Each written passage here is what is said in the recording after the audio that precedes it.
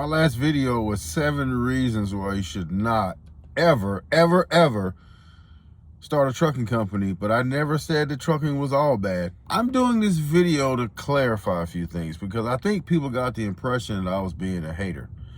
I wasn't being a hater, I was being truthful. Now, if you must start a trucking company on your own and you want to do that, listen, you can be hard-headed and find out for yourself. You may even be a little successful, but I guarantee you at one point, you're going to agree that trucking ain't all what it's cracked up to be. Now, let's break down the trucking industry as a whole, right? So you have the transportation part, which is everybody gets into the trucking industry. They want to haul stuff. That's the transportation part.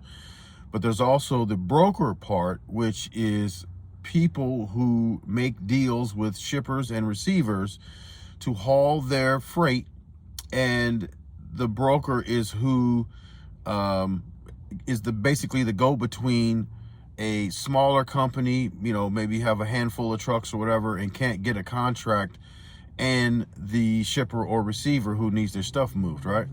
So you have that element, and then you have the repair element, which is people who repair these raggedy trucks that they're putting on the road. Trucking is one of those industries where there's a low barrier to entry. They don't care nothing about your record. They don't care nothing about your driving record necessarily. I mean, if you have a bad driving record, you can still get hired or you can still be in the trucking industry. It's just going to cost you more because of insurance. But you can have felonies. You could have got out of jail yesterday. And as long as you have the qualifications, you'll be fine. Now, if you don't have the qualifications, meaning experience to be a driver, and we're talking about entry level, you're not going to get hired. That is the barrier of entry. If you are not starting your own trucking company, you just want to be a driver, that is the barrier to entry, unless you go to like one of these companies that offer school and work, which good luck with that, because they're going to send you to the most ridiculous places for the most ridiculous amount of pay, and you're going to owe them for the school because they put you on and they're going to want their money back. Now, I myself didn't have to go through that, but I've heard the stories, and based on the stories I've heard, I probably wouldn't be in the trucking industry right now. The way I got in was a little unorthodox and a little out of the ordinary. What I did was I went to a trucking school straight out of prison, and then I couldn't get a job because I didn't have any experience, because the trucking school I went to wasn't linked to a trucking company. Now, that actually turned out to be a good thing, because here's what happened. I wasn't able to find a job, right? So I was trying to find anything that I could find in the trucking industry, and I found a job dispatching for a trucking company, and it was in that job where I learned the business side of the trucking industry, even before I even learned how to drive. I mean, yeah, I went to the trucking school, but they don't teach you how to drive. They teach you how to pass a test. Everybody knows this, and this is why you can go to a trucking school, graduate, get your CDL, and still not have a job, just like I did. Now, again, because I didn't have any experience, the only job I could find in the trucking industry at the time was as a dispatcher at a trucking company. Now, that turned out to be an awesome job because I learned more about the trucking industry on the business side than I could have ever learned just being a driver. And I learned from some of the biggest crooks in the trucking industry. And if you know anything about trucking, and you know anything about trucking and the association with the 818 area code, you know exactly what I'm talking about. Now, what we were doing at this company, we would call sub-hauling, but the brokers would call double brokering. Now, double brokering is not exactly illegal, but it's like card counting in Vegas. If they think you're card counting, they'll kick you out of the casino. And if a broker thinks you're double brokering, they're not going to work with you anymore.